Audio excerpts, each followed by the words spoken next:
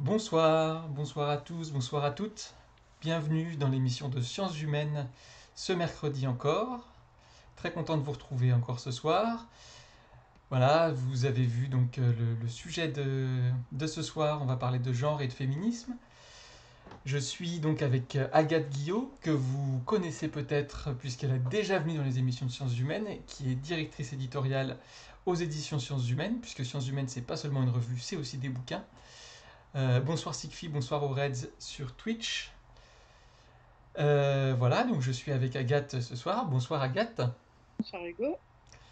Et je suis aussi avec Martine Fournier, que vous ne connaissez pas, mais que nous on connaît bien, puisque Martine a travaillé longtemps au magazine Sciences Humaines, et du coup elle est là aussi en qualité d'autrice, puisqu'elle a écrit des bouquins aux éditions Sciences Humaines, notamment un qui s'appelle, eh ben, pas comme par hasard, Genre et féminisme, comme le thème de ce soir. Bonsoir Martine. Bonsoir. Voilà, donc comme d'habitude, hein, maintenant, si vous nous suivez depuis un petit moment, vous savez comment ça fonctionne. On va discuter tous les trois ce soir, on va parler donc de genre et de féminisme. Si vous avez des questions, si vous avez des remarques, n'hésitez pas à nous écrire dans le chat. Voilà, comme toujours, je lis les remarques. Alors des fois, ça met un petit peu de temps parce que je coupe pas forcément les invités quand ils sont en train de développer une idée. Mais voilà, je garde vos questions, vos remarques et je les transmets. Bonsoir Elvire sur Facebook, bienvenue.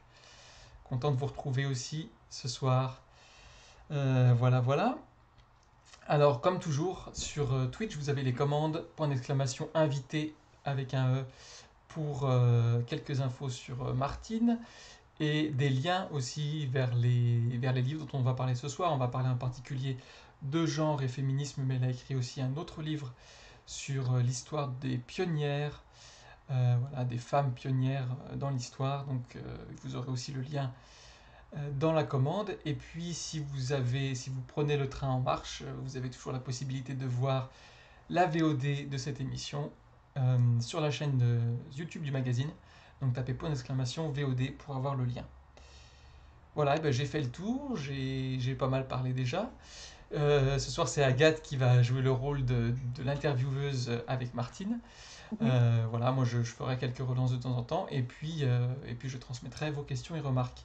Donc, pour présenter un petit peu le sujet, avant de laisser la parole à Agathe, donc la notion de genre, je ne sais pas si vous connaissez un petit peu ce que c'est, mais c'est une notion qui a été développée à partir des années 70 par des chercheuses et chercheurs, en particulier des chercheuses aux États-Unis en particulier aussi. La notion s'est quand même pas mal développée depuis, elle est devenue de plus en plus complexe.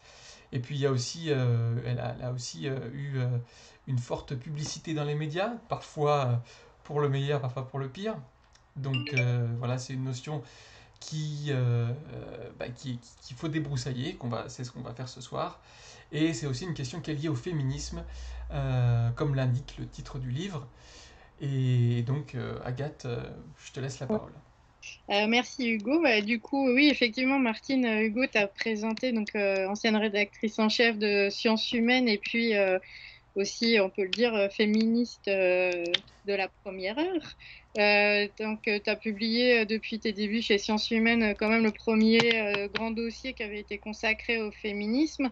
Donc, comme le rappelait Hugo, effectivement, il y a eu un livre, enfin avant c'était un hors-série qui est devenu un livre un petit peu plus touffu sur l'histoire des grandes pionnières euh, dans le monde entier, dont on parlera un peu ce soir. Et puis aussi, donc tu nous as fait le plaisir de faire un titre de la collection de glossaire, la collection qui s'appelle Les mots pour comprendre.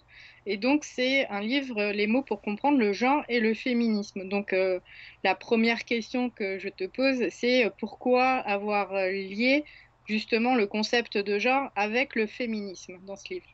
Alors, avant de te répondre, tu m'as qualifié de féministe de la première heure. Alors, je voudrais dire que à Sciences Humaines, j'ai été la première femme dans la rédaction et donc j'ai traité des sujets qui concernaient à l'époque le féministe et ensuite le genre. Mais je n'ai jamais été une militante féministe. Et bien sûr, j'étais intéressée comme toutes les femmes par ce qui concernait le problème de leur émancipation. mais je ne suis pas une militante féministe. Voilà voilà, je voulais faire cette C'est par là que tu avais fait avancer la problématique, autant au sein de la rédaction que d'une façon générale. Mais... Oui, c'est ça.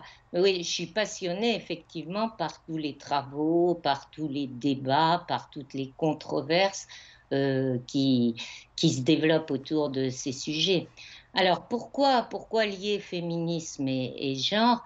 Euh, le genre, je dirais, est venu du féminisme.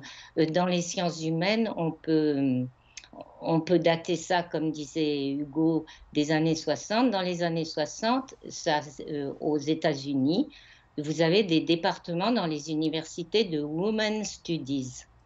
Et les Women's Studies qui étudient évidemment les inégalités entre les hommes et les femmes et les différences, le fait qu'ils récusent aussi le fait que les femmes soient souvent mises soit dans la nature, quoi. On définit les femmes par leur nature, surtout du fait de la procréation, et puis que les hommes soient du côté de la culture.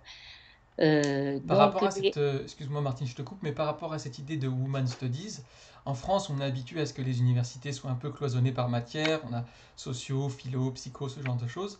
Aux États-Unis, apparemment, les choses fonctionnent différemment. Les Woman Studies, c'est quelle discipline qui se penche dessus? Est-ce que c'est alors, de la socio? tout ça, c'est dans le développement de ce qu'on a appelé aux États-Unis les cultural studies, qui étaient des études, qui sont des études à la fois littéraires, mais aussi de sciences humaines. Et je vais en parler justement de ce développement dans toutes les autres disciplines. Donc, en fait, on a les Women's Studies dans les années 60, et puis dans le courant des années 70-80 apparaissent aux États-Unis toujours les Gender Studies. Et les Mhm. Gender Studies qui se développent de manière exponentielle, et on trouve des gender studies. Alors, au début, c'est confiné à des départements, comme je disais, dans les universités, dans les cultural studies, mais ensuite, vous avez des études de genre, hein, puisque ça ça va arriver en France aussi, dans toutes les disciplines, dans les départements d'anthropologie, d'histoire, de sociologie, de psychologie, D'accord. d'économie même, voilà. Ok. Alors, ce qu'il faut préciser aussi quand même, c'est que tout ça se passe aux États-Unis, en Angleterre un peu aussi, mais en France, on ne parle pas de genre avant la fin des années 90. Il y a même une très grande réticence dans les universités de la part des professeurs d'université qui sont souvent, bien sûr, des hommes, à accepter ce concept. Et les femmes qui entendent un petit peu le promouvoir se heurtent ont beaucoup de mal à monter des colloques, etc. D'accord. Mais les choses ont complètement changé, je dois dire, au tournant du 21e siècle, des années 2000. Et on peut dire maintenant que la France est dotée de départements de genre dans quasiment toutes les universités, hein. Et on a aussi à l'EHESS, au CNRS, partout, le genre s'est acheté ses lettres de noblesse, si je puis dire. D'accord. Donc du coup, bah, pour juste en revenir effectivement à la question de base, c'était le genre en fait est un concept qui est apparu via les études des Women's Studies, via les Women's Studies, si je comprends bien. Donc Oui, et, euh, et enfin, donc ça paraissait logique en fait, bon, de faire ce livre sur les deux thématiques et pas oui, forcément uniquement sur l'une. mais d'autant que les questions féministes sont aussi débattues. Maintenant, on appelle genre tout l'ensemble, que ce soit des études féministes ou des études sur d'autres courants du genre dont on va peut-être parler un petit peu, qu'on va un petit peu développer. Mhm. Euh, voilà, maintenant, on parle de genre en général pour parler de toutes les études sur la différence des sexes ou la non-différence. D'accord. Et, Donc le concept de genre, donc tu l'évoquais, est né dans les années, enfin historiquement il est bien plus vieux que ça, mais d'un point de vue des études, donc il est né, il s'est affiné dans les années 70-80, donc dans les pays anglo-saxons et plus tardivement en France. Oui, oui, oui, oui, beaucoup plus tardivement en France. Il y a vraiment qu'à la fin des années 90 qu'on a eu des départements de genre dans les universités françaises. Ouais, donc sachant effectivement, comme tu l'évoquais, que le genre, surtout aujourd'hui, on le sait, n'évoque plus forcément les hommes d'un côté et les femmes de l'autre, mais Voilà, un, un- voilà, on va peut-être en parler un petit un peu des éventail très large. différentes évolutions de la Ouais. notion de genre. Ouais. Donc le terme, bah, oui, c'est vrai que le terme de genre évoque, comme le disait Hugo dans son introduction, la théorie du genre, qui avait créé quand même de vives polémiques. Est-ce que tu peux nous en parler un peu de cette théorie du genre? Oui, je peux vous en parler, mais j'aurais préféré vous en parler après parce que, enfin, le- si tu veux, le genre, c'est un concept. C'est un concept qui s'est diffusé, qui s'est développé dans les différentes disciplines. Euh, mais dans le genre, je vais me faire peut-être écharper en disant ça, on peut dire qu'il y a plusieurs théories. Le queer, c'est une théorie. Hein, le, il y a les théories post-structuralistes, avec tout le développement de la French Theory aux États-Unis, etc.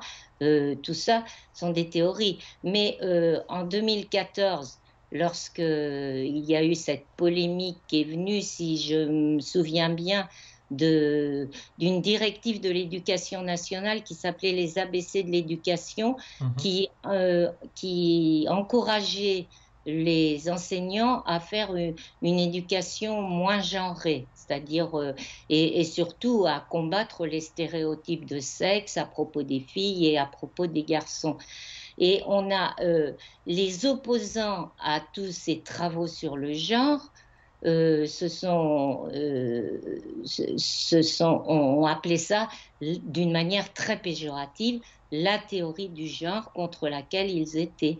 Et en fait, les opposants à cette théorie du genre, c'était quand même un groupe bien, bien spécifique, qui sont les gens qui sont pour la famille traditionnelle, contre le mariage pour tous, euh, contre évidemment l'homosexualité, contre la PMA, Mhm. etc.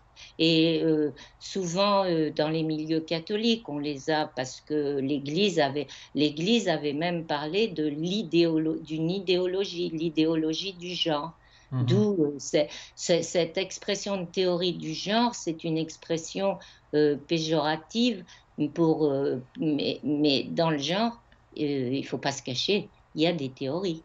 Il y en a plusieurs, donc c'est ce Il y que en tu a plein, disais, pas une seule. il y en a plein. Voilà, Il y je pense. a, alors dans mon souvenir, Martine, je ne sais pas si c'est bien le cas, mais dans mon souvenir, il y avait une dimension un peu complotiste aussi derrière cette idée de théorie du genre, de quelque chose qu'on voulait imposer aux gens malgré Oui, eux, et dont le but était bah, qu'il n'y ait plus de genre déterminé, qu'il n'y ait plus d'hommes ni de femmes, voilà, mais que tout soit flou, quoi. c'est ça, c'est ça. Ça, ben oui, c'est pour ça, le genre, en fait, prône, en fait, que la différence des sexes est construite par la société, par la culture, par l'éducation, en fait. D'accord. Mais dans le genre, vous avez beaucoup, beaucoup de courants. Vous avez eu au départ la notion de genre qui avait été définie, je parle dans les sciences humaines, hein, Oui. par l'historienne américaine Joanne Scott, où elle différenciait quand même le sexe et l'identité sociale, c'est-à-dire ce elle appelait le genre. Ensuite, c'est devenu beaucoup plus compliqué avec les théories post-structuralistes, comme je le disais, et Judith Butler, dont tout le monde en a entendu parler, qui a été une initiatrice de la théorie queer, dans laquelle tout était déterminé, y compris le sexe, par des constructions. Tout est construit. Mhm. D'accord. Alors, on a des commentaires sur Facebook. Michael qui dit en Ontario, le gouvernement de Ford a interdit d'enseigner les théories du genre. J'en parle quand même, car en psychologie, c'est immanquable. Nathalie qui nous dit la théoricienne du genre, c'est Judith Butler, il me semble. Donc ça, c'est ce que tu disais, Martine. Tu parlais Oui, de John Scott, mais il y a oui, aussi mais Judith il Butler, y a plusieurs parce théoriciens qu'il du y a genre. plusieurs théoriciens qui ne sont pas Oui, il y a forcément d'accord plusieurs entre eux. courants dans le genre quand même, hein. Il ne faudrait pas réduire. Le terme de genre est beaucoup plus large que la théorie queer, mais qui a insufflé un courant dominant actuellement, c'est-à-dire qui a induit la non-binarité, la fluidité des identités, etc., etc., quoi. Ok, est-ce que, ça c'est une question de Aurette sur Twitch, est-ce que les courants dont tu parles, donc celui post-structuraliste par exemple, ou celui de John Scott, est-ce que tu peux juste nous dire en quoi ça consiste exactement? Est-ce que il y a des oppositions? Bah, il y a toujours des oppositions et des gens qui sont contre, mais comme je le disais, ce qui est intéressant, c'est de voir que la- l'acception du mot genre a évolué beaucoup. C'est-à-dire que John Scott, elle distinguait encore le sexe de l'identité sociale, l'identité genrée. Mhm. Ensuite arrivent ces fameuses théories post-structuralistes qui sont issues de ce qu'on a appelé aux États-Unis la French Theory. La French Theory qui n'a jamais été trop exposée en France, mais qui venait de philosophes de la déconstruction comme Michel Foucault, Derrida, Deleuze, euh, Lacan, etc. Mhm. Et qui disait que tout était construit et performatif, c'est-à-dire construit par le langage et par les actes. Voilà. Et là-dessus, Judith Butler va plus loin en disant il n'y a pas de. Il y a, comment dire Judith Butler prône une fluidité des genres et même on peut être un moment on peut être femme, un moment on peut être homme dans sa vie ou même dans la journée, quoi. D'accord, ça peut varier. C'est ce Ça qu'on c'est le appelle gender queer. fluid, c'est ça? Oui, c'est ça, oui. D'accord. Et tu disais tout à l'heure que John Scott distinguait bien le sexe du genre socialement construit. Est-ce que c'est le cas aussi de Judith Butler? Mais non, pas du tout, pas du tout, parce que Judith Butler dit, euh, dès la naissance, on est assigné à un sexe, le fait que on dise c'est une fille ou c'est un garçon lorsque le bébé naît, déjà par ces actes de langage, si on peut dire, on assigne une identité genrée, une identité de genre à la personne, quoi. Et pour elle, d'autant que l'histoire du sexe, c'est quand même quelque chose de compliqué parce que vous avez eu, avant l'arrivée du queer, etc., les travaux d'un historien qui s'appelle Thomas Laqueur, qui révélait, enfin, dont les études montraient qu'avant le XVIIIe siècle, on ne faisait pas de distinction entre le sexe masculin et le sexe féminin. Je parle des organes sexuels là. C'est-à-dire que la simple différence, c'est que les organes sexuels masculins étaient à l'extérieur et les organes sexuels féminins étaient à l'intérieur. Alors tout ça a mis de l'eau au moulin de la queer théorie et de toutes ces théories qui disent même le sexe est fabriqué euh, par la culture. C'est un peu compliqué, je dois dire, Mhm. mais On comprend. si vous comprenez déjà, c'est une bonne chose, mais en plus, dans le livre, c'est expliqué en détail, hein.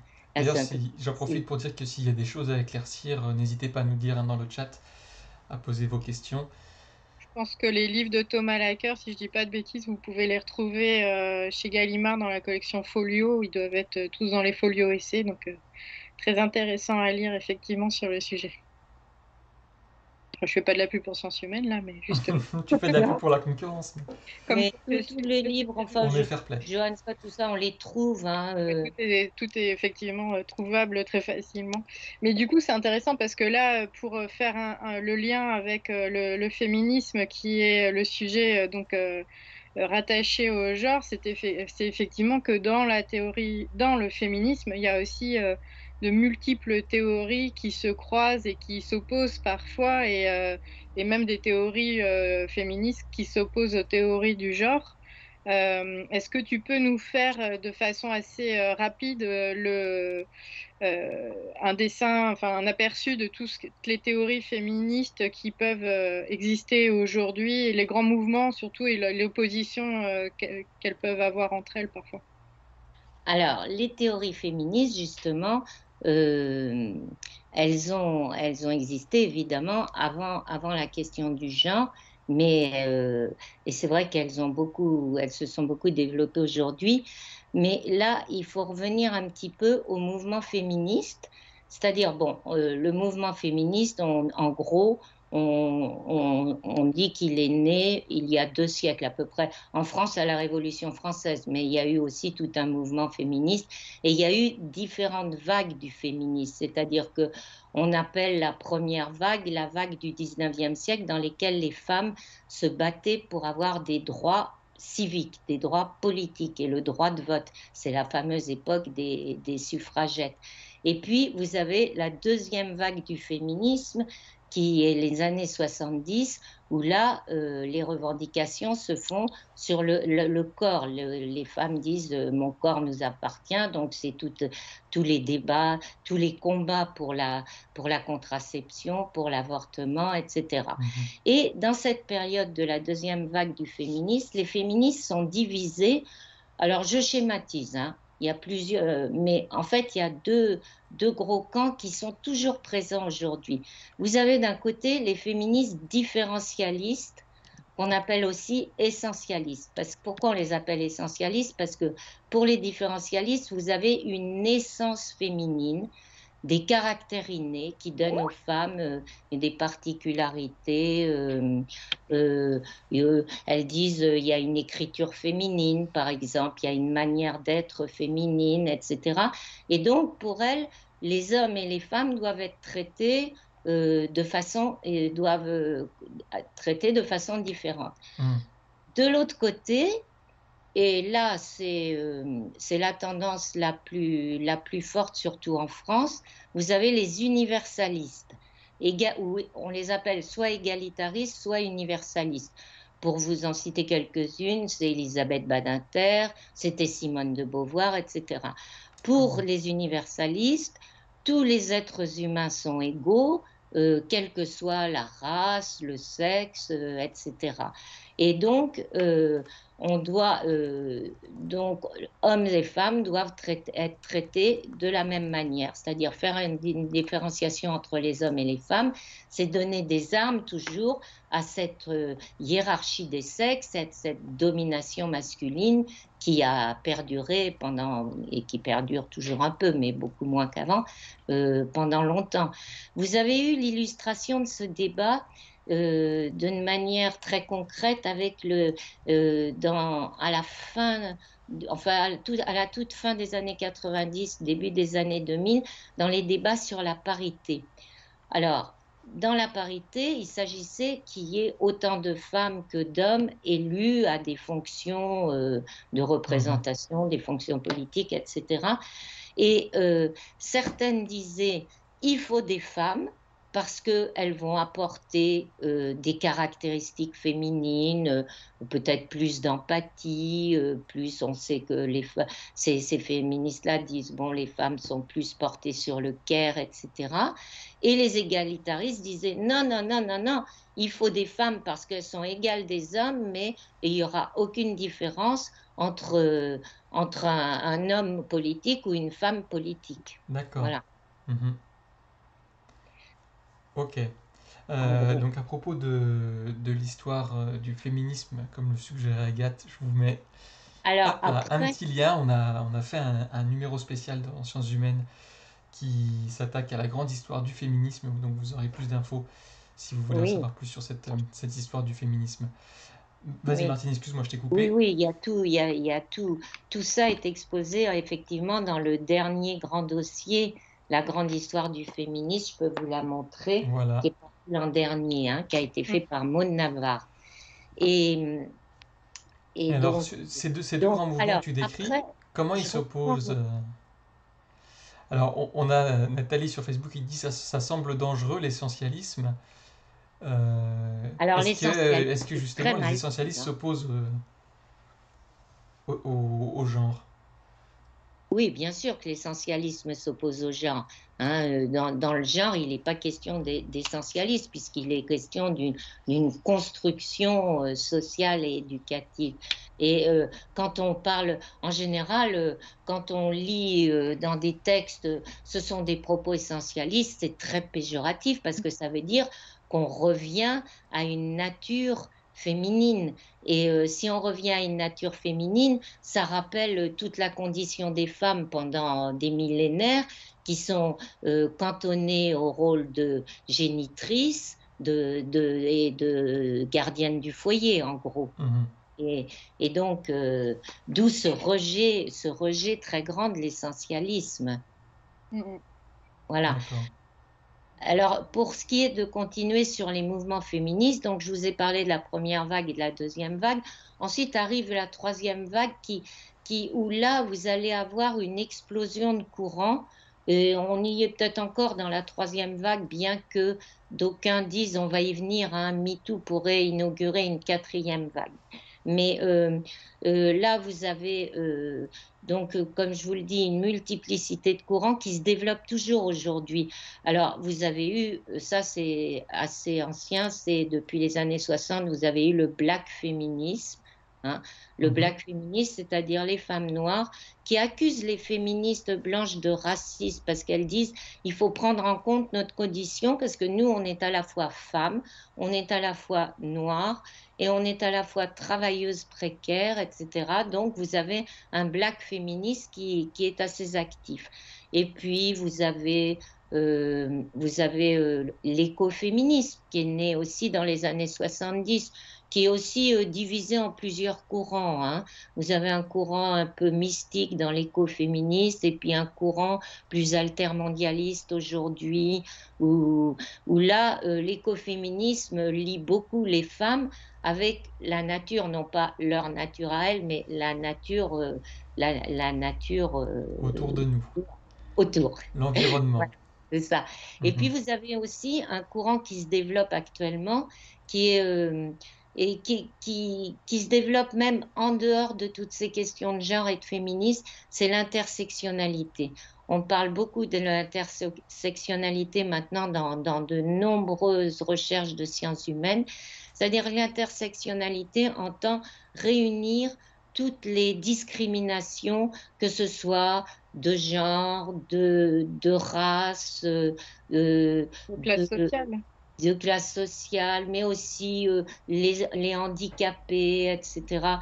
Donc, l'intersectionnalité, c'est un courant récent et qui se développe beaucoup et auquel on fait souvent allusion. On l'appelle parfois un concept nomade, hein, parce qu'il se déploie dans de nombreux univers académiques. Et en fait, dans ce courant intersectionnel, Mhm. vous avez un, un projet politique qui est un projet de justice sociale et de transformation pour un monde plus égalitaire et un monde meilleur, si je puis dire. D'accord. Alors, on a une question sur Facebook de François qui demande, alors qui dit le sexe est inscrit dans la génétique des hommes et des femmes. En dehors du courant de l'universalisme, est-ce que le genre d'homme et de femme n'est pas inscrit dans le complémentarisme? Alors, je suppose que c'est. Est-ce qu'il n'y a pas une complémentarité derrière les différents genres d'hommes et de femmes? Je comprends pas trop bien la question là. Attends. Hmm, Euh, c'est pas très évident. Peut-être vous pouvez préciser. Qu'est-ce que vous entendez par inscrit dans le complémentarisme? oui, c'est ça. Oui, parce que oui, on peut penser que hommes et femmes se complètent, effectivement. Mais ça, là, on est encore on est un peu encore dans l'essentialisme, quoi. Mais Oui, ça, c'est-à-dire qu'il y a une partie de la personnalité des hommes et des femmes qui est inscrite dans leur gène ou dans la biologie et qui ferait que ils agissent de telle manière et ils peuvent pas faire autrement parce que c'est biologique. oui, ben, on C'est ça? rejoint un peu le féminisme différentialiste, en Oui, fait. d'accord. Enfin, c'est comme ça que je vois, ou sinon, il faudrait que cette personne précise un peu plus sa question, quoi. Dites-nous hein, si on a répondu à la question ou si, s'il faut préciser quelque chose. Euh, on peut continuer en attendant. Oui. Tu l'as évoqué tout à l'heure en disant que c'était peut-être le début de la quatrième vague. Est-ce que effectivement MeToo a changé la donne pour le féminisme et même le genre, puisqu'après il y a plusieurs hashtags qui en sont nés? Les avis sont partagés, ma chère Agathe. Alors, il y a effectivement des personnes qui se sont érigées contre ce mouvement MeToo en disant c'est une culture de la dénonciation et voilà, et en plus, ça va tuer la séduction. Mais bon, lorsqu'on voit l'ampleur, c'est une vraie déflagration, le mouvement MeToo. Il s'est répandu partout dans le monde. En France, on a eu Balance ton porc, etc., etc. Et on Mhm. voit que ça continue.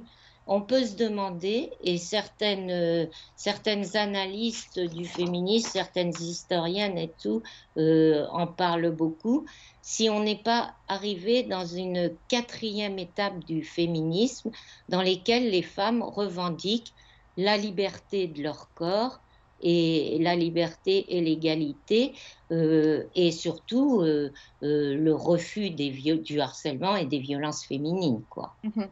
Mhm. Euh, Michel Perrault, par exemple, qui est quand même une grande historienne du féminisme, dit, qu'est-ce qu'elle dit, Michel Perrault? Attendez, je vais essayer. Elle parle d'un événement majeur qui s'inscrira certainement dans une évolution plus longue. D'accord. Voilà. Et effectivement, on peut se dire, c'est une nouvelle étape du féminisme. C'était quelque chose de caché, le fait que les femmes se faisaient harceler, violenter parfois par des supérieurs hiérarchiques ou par voilà, et qui continuait d'exister malgré toutes les avancées que les femmes ont obtenues grâce à leur combat et malgré toute l'émancipation des femmes que l'on a constatée depuis une cinquantaine d'années, si je puis dire. Mhm. Est-ce qu'on pourrait dire que c'était un peu le dernier On pourrait dire, on faudrait espérer qu'on ne découvre pas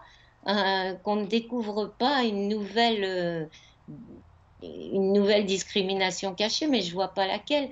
Euh, on pourrait dire que c'est peut-être la dernière étape pour l'égalité, le respect des femmes et leur émancipation complète. après, comme tu le disais, aujourd'hui, c'est quand même beaucoup mieux que ça ne l'était, mais même si on a mis à jour beaucoup de discriminations, que ce soit les violences, l'argent, etc., elles continuent à exister, même si on les a dénoncées. Mhm. Oui, oui, oui. Alors, il faut distinguer entre un mouvement social, parce que pour moi, le féministe, c'est le plus grand mouvement social qui ait jamais existé, hein. Alors, effectivement, vous avez toujours des avancées et des progrès, et vous avez encore des endroits où vous avez de la violence, vous avez de la discrimination, vous avez des stéréotypes de genre très présents. Vous avez aussi des mouvements comme les masculinistes qui se battent contre toute cette émancipation, tous ces progrès de cette émancipation féminine. Évidemment, tout n'est pas rose, mais si l'on compare quand même la situation des femmes il y a alors 2 siècles, un siècle, même 50 ans à aujourd'hui, il faut quand même admettre qu'il y a eu des progrès, des avancées fantastiques pour les femmes. Il n'y a qu'à voir les jeunes générations qui sont beaucoup plus libérées voilà, qui sont plus libéraux. D'autant que ce que je fais toujours remarquer lorsque je parle à des lycéennes et tout, on a vu dans les démocraties s'instaurer, les démocraties occidentales peut-être, mais même d'autres, s'instaurer ce que j'appelle un féminisme d'État. C'est-à-dire qu'en France, par exemple, depuis les années 70, vous avez des lois, donc l'autorité paternelle a été remplacée par l'autorité parentale. Dans les années 80, vous avez eu des tas de lois sur le travail, même si on n'est pas encore à une égalité totale. Vous avez des lois contre le viol, contre le harcèlement. Elles ne sont pas toujours appliquées. Enfin, oui, il y a encore des choses qui ne vont pas, mais il y a quand même, on peut dire que les femmes aujourd'hui sont soutenues par beaucoup de gouvernements, par beaucoup d'États démocratiques. Et vous avez un féminisme qui se répand même dans des pays comme en Inde ou comme en Afrique, où là, le chemin va être encore long pour les femmes pour leur émancipation, hein. Alors justement, là, on a une question par rapport à ça. Puis après, je reviendrai parce que euh, on avait, par rapport à l'origine biologique, on avait une autre question, mais on va déjà finir là-dessus. Toujours une question de François. Comment voyez-vous donc la théorie du genre et je suppose le féminisme dans les pays, alors c'est écrit sous-développés, mais peut-être dans les pays les moins riches, on va dire ça comme ça plutôt. Oui, c'est ça, oui. Bah, c'est sûr que euh, la domination masculine qui a toujours existé depuis la nuit des temps a moins reculé dans ces pays-là, est encore, il y a encore beaucoup de travail et surtout dans certaines cultures, hein. Euh, voilà. Mais n'empêche qu'il y a des mouvements féministes partout. Il y a même un féminisme musulman. Il y a même en Inde, vous avez aussi des femmes qui se battent contre les violences, contre les discriminations, etc. Je cite l'Afrique, l'Inde, la culture musulmane, mais dans tous ces pays-là, évidemment, ils sont très en retard. Mais on note aussi des avancées. Mhm. D'ailleurs, on avait fait une émission il n'y a pas très longtemps avec l'historienne Florence Rochefort qui nous parlait justement des féminismes qui étaient en lien avec la religion et notamment avec l'islam. Et Voilà, donc, en effet, il y a même si on ne le sait pas forcément, mais il y a des féministes musulmanes qui, tout à fait. elles aussi, militent pour leurs droits dans des pays considérés comme moins développés que les autres, oui. Et qui révise les textes en montrant quand même que tous les textes fondateurs sont des textes largement misogynes et qui pourraient être revus, etc. On a aussi ça dans la religion juive, hein. Alors, par rapport à la question de tout à l'heure, on parlait un peu d'origine biologique des comportements. Donc, la personne qui a posé la question avait été satisfaite de la réponse, mais il y a Clint sur Twitch qui relance un peu le sujet et qui demande si ça fait allusion à des théories de psychologie évolutionniste. Est-ce que tu peux préciser par Oui, rapport à ça, Martine? oui, attends, C'est tu quoi peux la me redire? psychologie évolutionniste? Oui, je peux l'expliquer, mais tu peux redire la question exacte? En fait, comme on parlait du fait que les comportements des hommes et des femmes peuvent être ancrés dans les gènes, dans la biologie, Voilà, voilà, voilà, dans les hormones ou ce genre de choses, voilà. est-ce que derrière, il y a une théorie qui va dans ce sens-là, et Oui, bien notamment une sûr. théorie de la psychologie évolutionniste? Oui, c'est la psychologie évolutionniste qui soutient qu'il y a une différence une différence biologique entre les hommes et les femmes qui font que les hommes sont faits pour répandre leurs semences etc. Et que les femmes euh, qui ont un gros investissement du fait de la maternité où elles doivent être 9 mois en train de faire un enfant, sont assignées plus à être gardiennes du foyer, quoi. Ça, c'est effectivement, c'est la psychologie évolutionniste d'il y a 20 ans, hein, parce que même les théoriciens évolutionnistes aujourd'hui évoluent et montrent que la culture a pris le pas sur toutes ces schémas, si je puis dire, sur tous ces modèles et ont beaucoup fait évoluer les choses. Vous avez un certain Wilson qui a beaucoup évolué dans ses derniers livres. Mais effectivement, comme il y a des mots comme ça dans le féminisme et dans le genre qu'il faut pas prononcer, c'est l'essentialisme, hein, qui renvoie à la culture, c'est les théories évolutionnistes, qui sont des théories qu'on doit, euh, qu'on doit quand même accepter d'examiner et pas les rejeter d'un coup, quoi. Mais effectivement, ces théories-là sont plus du côté de l'essentialisme.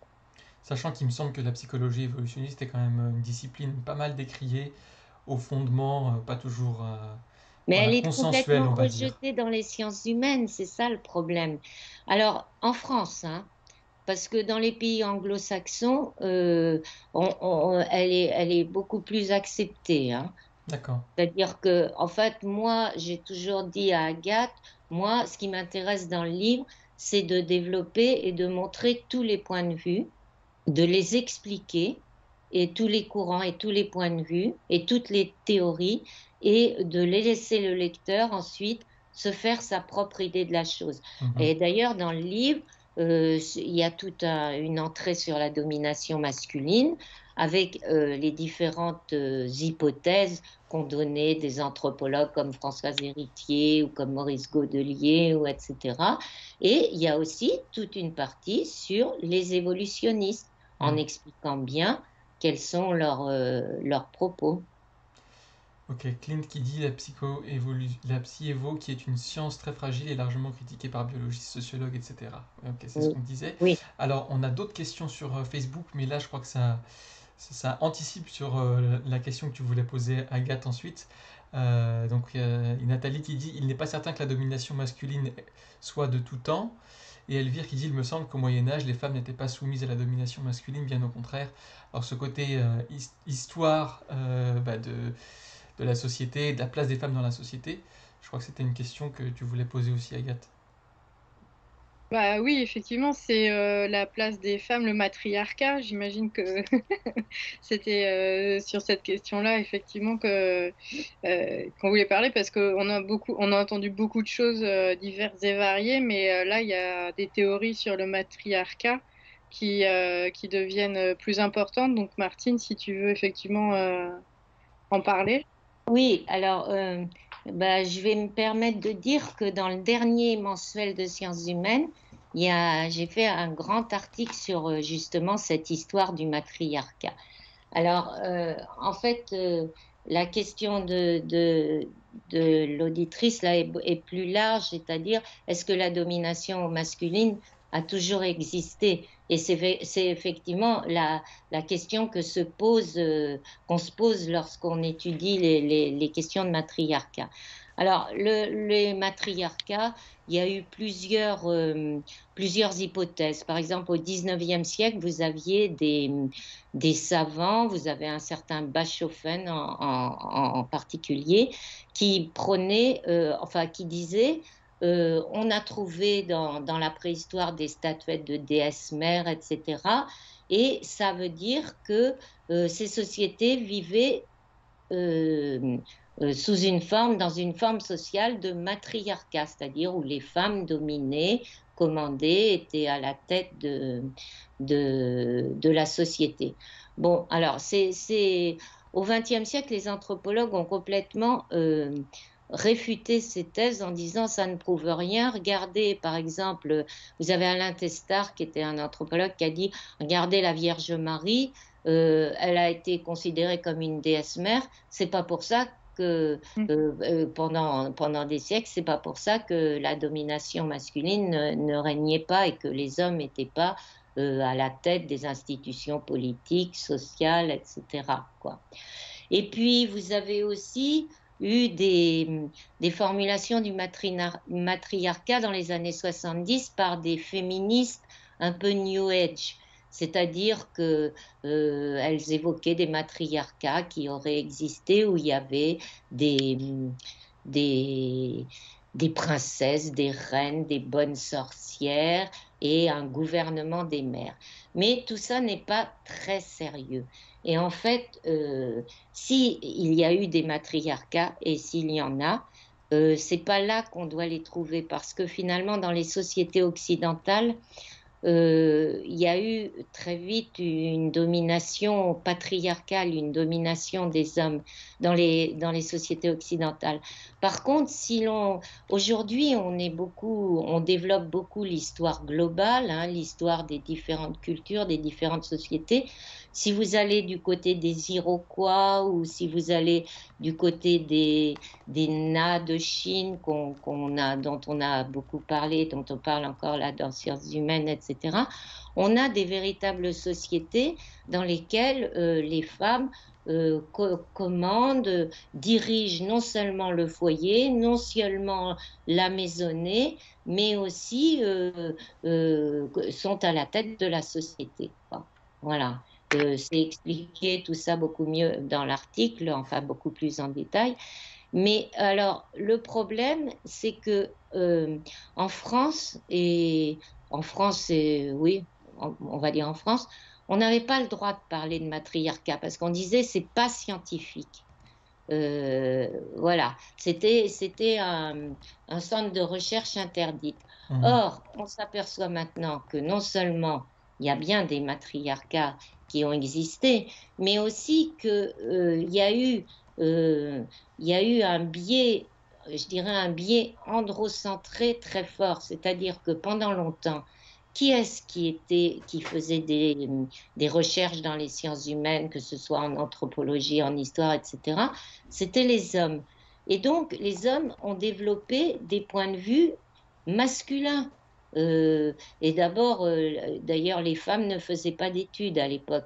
Mais maintenant que vous avez des femmes qui arrivent aussi nombreuses que les hommes dans les études universitaires, que ce soit en sciences humaines ou en sciences dures, ou etc., moins nombreuses en sciences dures, vous avez des recherches qui elles, sont des recherches beaucoup plus sérieuses, qui montrent, qui montrent les choses tout à fait différemment.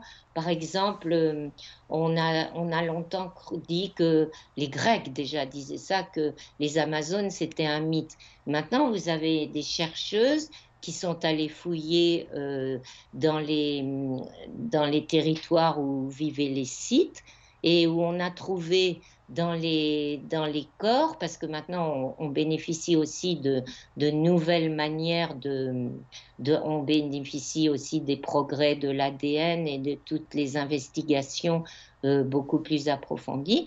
On s'est aperçu qu'il y avait parmi les guerriers scythes enterrés, ben, qu'il y avait beaucoup de femmes et qu'elles avaient leurs archers, leurs arcs, leurs flèches, Mhm. etc. Voilà.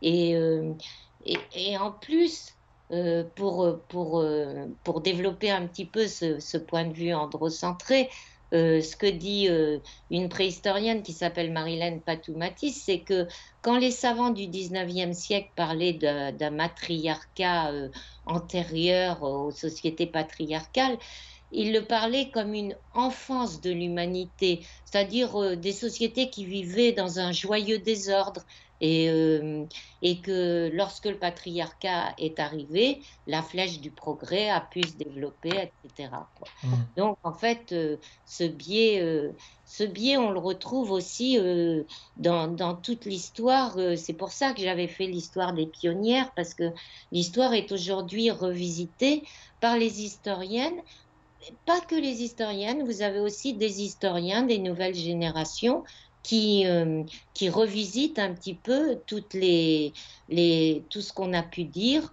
sur les femmes de pouvoir, sur les femmes, par exemple, si je prends Catherine de Médicis, elle a été traitée à son époque par les historiens, mais beaucoup plus tard, mais jusqu'à presque aujourd'hui, une reine dangereuse qui avait qui était un peu à l'origine des guerres de religion, etc., etc. Or, vous avez des travaux maintenant qui montrent, qui sont beaucoup plus nuancés, qui montrent que Catherine de Médicis, elle a développé les arts, elle n'a pas la responsabilité qu'on lui attribuait dans les guerres de religion, voilà, que c'était une gouvernante, une reine comme les autres, avec, ou comme les rois, hein, Mhm. avec certainement des défauts et des qualités, mais on a eu tendance systématiquement, pendant longtemps, à noircir les portraits, par exemple, des femmes, des femmes de pouvoir. Mhm. Alors, on avait une question sur Facebook qui disait: est-ce que le manque de participation des femmes dans les affaires politiques n'est pas à la base des mouvements féministes? Par rapport à ce que tu dis, on pourrait même élargir au fait que les femmes n'ont pas participé non plus pendant longtemps à la production des savoirs, et que du coup, le féminisme tâche de corriger un peu le tir, quoi. Oui, enfin, le féminisme, le féminisme, c'est un mouvement qui a corrigé un peu le tir, comme tu le dis. Mais maintenant, faut bien voir que il y a des études féminines qui sont pas forcément de militantes féministes. C'est juste des études Mhm. pour voir quel a été le rôle des femmes dans l'histoire et pour peut-être le revaloriser. D'accord. Juste pour peut-être, je sais pas, revenir un peu sur le genre, justement, il y a une question que je voudrais te poser qui lie un peu les deux. On a tendance à entendre, enfin, on entend souvent que le genre invisibilise les luttes féminines, enfin féministes plutôt. Euh, Oui, oui, tout à fait. Tout à fait. Alors, ça, c'est un reproche. Par exemple, vous avez une philosophe féministe qui s'appelle Camille Froidevaux-Métry, qui a reproché effectivement aux études de genre d'avoir d'avoir gommé un petit peu le combat des femmes pour leur émancipation, etc. Parce que dans la mesure où on arrive à une non-binarité, à un refus d'assignation d'un sexe ou d'un autre, on, on s'éloigne complètement d'une question quand même qui est très brûlante pour les féministes, c'est-à-dire cette hiérarchie des sexes, cette domination masculine qui a longtemps perduré, quoi, et qui perdure encore un peu aujourd'hui, même moins. Est-ce qu'il y a des questions, Hugo? D'accord. Non. Non, sur Non. cet aspect-là, il n'y en a pas. Ok. Euh, est-ce qu'il y a quand même... moi j'ai une question, Martine, par rapport à ça. Est-ce que le, les théories du genre ou les gender studies ont changé la donne par rapport au féminisme en général? Est-ce que quand tu distinguais tout à l'heure plusieurs mouvements, il n'y avait pas vraiment de mouvements qui étaient liés à ces études-là? Est-ce que tu les inclus, est-ce que les changements de perception qui sont dus à ces études-là sont incluses dans les mouvements féministes aujourd'hui? Euh, Non, enfin, si tu veux, aujourd'hui, on appelle études de genre toutes les études sur la différence des sexes, que ce soit des études féministes ou des études plus euh, queer etc. Mais Les études euh, queer, est-ce que tu peux préciser? les études queer, ben, c'est ce que j'expliquais tout à l'heure, que l'initiatrice des études queer, c'est Judith Butler, Ouais. et c'est le fait que vous avez une fluidité de genre, que même le sexe est déterminé par, par le langage, par les actes, par la culture, et et qu'après, chacun peut choisir son identité Mhm. sexuelle et son identité genrée, quoi. Pourquoi queer? Parce que queer, pour moi, ça fait écho au mouvement LGBT, lesbienne, Oui, gay, alors bi, voilà, c'est ça, etc. c'est si tu veux, on parle de la binarité, c'est la différence homme-femme, hein. On parle des cisgenres, les cisgenres, c'est ceux qui se reconnaissent dans une identité de femme ou dans une identité d'homme qui correspond à leur sexe à la naissance. Et puis, tous les autres, tous ceux qui ne se reconnaissent pas là-dedans, c'est issu quand même du queer, hein, tout ça. C'est le mouvement LGBT, c'est-à-dire tous ceux qui ne se reconnaissent pas dans cette binarité, quoi. Donc, qui sont non-binaires, c'est ça? Qui sont non-binaires. Et alors, du coup, le non-binaire, ça prend énormément dans la société d'aujourd'hui. C'est-à-dire que chez les jeunes, chez les lycéens et même des collégiens, on voit des garçons qui arrivent en jupe, on voit, euh, on voit des filles qui se mettent parfois une moustache, etc., pour afficher une identité non binaire. Mhm. Oui, parce Mais, que aujourd'hui, on entend parler beaucoup de. Il y a tout un tas de termes qui ont apparu, donc binaire, non-binaire, cisgenre, transgenre, puis tout le côté aussi plus sur la sexualité, donc pansexuel, gay, lesbienne. Oui, voilà, c'est ça. Donc, La je tiens binarité. juste à dire que le livre, puisque là, malheureusement, on n'aura pas le temps de parler de tout, mais le livre essaye de balayer un peu tous ces termes qui peuvent parfois être compliqués à comprendre et même à expliquer parce que ça bouge beaucoup. Oui, Mais du coup, voilà. tu t'es donné comme objectif d'essayer de rendre ça le plus clair possible avec, comme tu le disais tout à l'heure, les différents points de vue qui peuvent exister sur la question, au lecteur de se faire son Sa avis, mais propre du idée, coup, son avis. voilà, Voilà. c'est un outil pour comprendre aussi un peu la société dans laquelle on Dans évolue. laquelle on vit. Voilà. mhm. Et c'est d'une part un outil pour comprendre la société, comme tu le dis, et c'est aussi la ligne éditoriale de sciences humaines, hein. C'est-à-dire que lorsqu'on parle d'une question ou d'un problème à sciences humaines, on essaye de montrer les différents courants d'idées ou de recherche qui peuvent parfois se contredire. Il ne s'agit pas de prendre, dans mon livre en tous les cas, il s'agit, et à sciences humaines aussi, il ne s'agit pas de prendre le lecteur en otage en leur disant, regardez, c'est ça qu'il faut croire ou c'est ça qu'il faut penser. C'est une sorte de lexique avec des entrées assez développées dans lesquelles on explique un petit peu ce que c'est que le transgenrisme, ce que c'est que la binarité, la non-binarité et bien d'autres choses encore, hein. Il y a aussi dans le livre des entrées sur des auteurs comme Simone de Beauvoir, Elisabeth Badinter, Foucault, Judith euh, Butler, dont on a parlé tout à Judith l'heure. Butler, bien sûr, Des auteurs plus contemporaines, comme Camille Froide-Vaumétéry. Camille Froide-Vaumétry, Manon Garcia aussi, qui fait des travaux très intéressants actuellement sur la différence des sexes, et etc. Oui, oui. Et Ok, il y en a plein d'autres, hein. ok, ok. Bon, on se rapproche doucement de la fin de l'émission. On a une autre question, alors là, qui revient un peu en arrière par rapport au sujet qu'on a abordé, mais je vous la transmets quand même. Est-ce que l'idée des quotas, alors je suppose l'idée de la parité par exemple, qu'on accorde aux femmes ne minimise pas leur valeur? Dans certains pays, on accorde 35 ou 40% de quotas aux femmes. C'est comme si c'était un sujet inférieur qu'il faudrait protéger par un quota. Ça, c'est un Et débat, je oui, suppose, qui a eu lieu déjà. oui, c'est un peu quand je parlais des discussions sur la parité, euh, effectivement, est-ce qu'on doit, par exemple, une féministe universaliste comme Elisabeth Badinter est absolument contre les quotas, Hmm. hein. C'est-à-dire que les femmes doivent venir ou ne pas venir, se faire élire ou ne pas se faire élire. Voilà.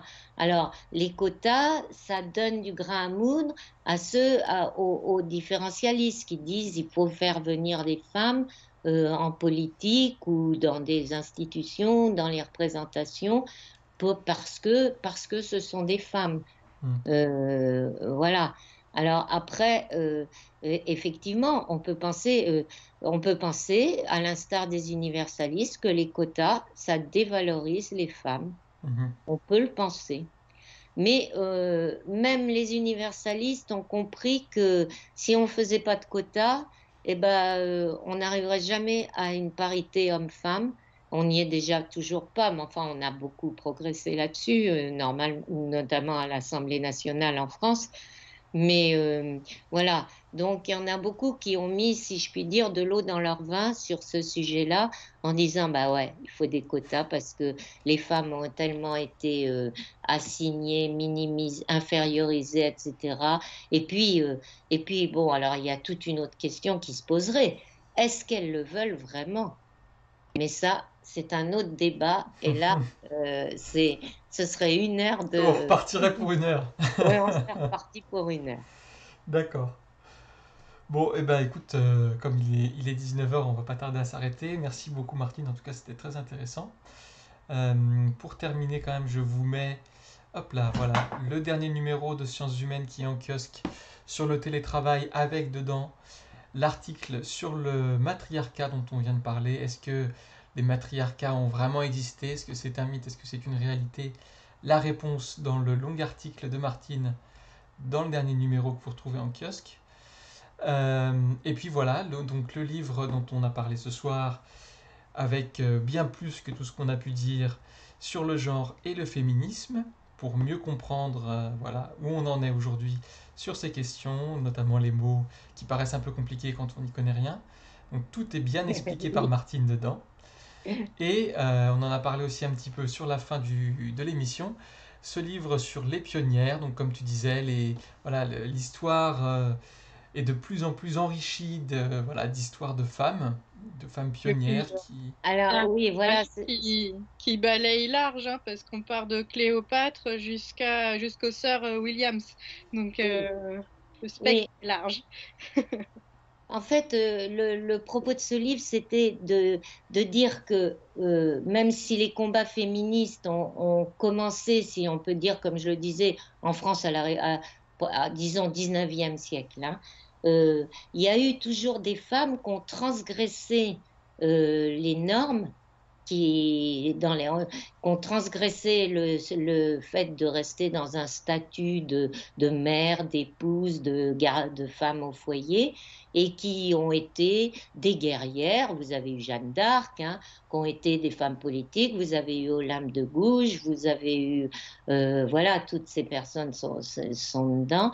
Vous avez eu des aventurières. Vous avez eu des scientifiques, hein, comme l'histoire, je ne sais pas si j'ai encore 5 minutes, mais Vas-y, vas-y. euh, Instant promo. oui, mais la maîtresse de Voltaire, je ne trouve plus son nom. Émilie du Châtelet, par exemple, dont on a toujours dit c'est la maîtresse de Voltaire, avec un petit air un petit peu, enfin, dont les historiens disaient ça, mais qui était une grande scientifique.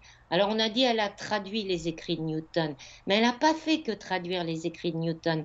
Elle a apporté plus dans la théorie de Newton. Je vous explique pas, c'est écrit dans les pionnières d'ailleurs. Mais, mais je veux dire, les femmes ont toujours été minimisées. Alors même s'il y a eu des tas de pionnières, il y a eu des femmes pirates aussi, hein, qui se travestissaient en hommes, etc. euh, Elles ont toujours subi cette espèce de sexisme, il faut bien dire, de la part des historiens et des chroniqueurs qui étaient des hommes pendant jusqu'à maintenant, quoi, jusqu'à il y a très peu de temps. Je vous mets les liens vers les bouquins dans le chat. Voilà, ben on va s'arrêter là. Merci beaucoup Martine d'avoir accepté notre invitation. C'était très sympa de t'avoir et c'était vraiment une émission très intéressante que vous pouvez retrouver, je le rappelle, en rediffusion dès demain sur notre chaîne YouTube. Je vous mets aussi le lien dans le chat. Merci aussi à Agathe d'avoir participé. Merci. Merci à toutes et tous d'avoir été là, d'avoir posé vos questions, d'avoir fait des remarques. Alors j'ai pas tout pris un par un, vous avez aussi discuté entre vous dans le chat, c'est très bien aussi. Donc on se retrouve, nous, la semaine prochaine. Donc la semaine prochaine, on va parler d'engagement sur Internet. Comment les grosses plateformes, comme par exemple Google, même Twitch, Facebook, sur lesquelles on est, voilà, nous engagent dans quelque chose, modifient nos comportements. Est-ce que nous-mêmes, on peut, comment on entretient une communauté, par exemple, sur Internet. Donc on discutera de tout ça avec Stéphane Amato, qui est professeur de sciences de la communication et de l'information. Donc rendez-vous mercredi prochain, comme d'habitude, même endroit, même heure, 18h. D'ici là, passez une bonne fin de semaine, portez-vous bien, et à très bientôt. Salut tout le monde.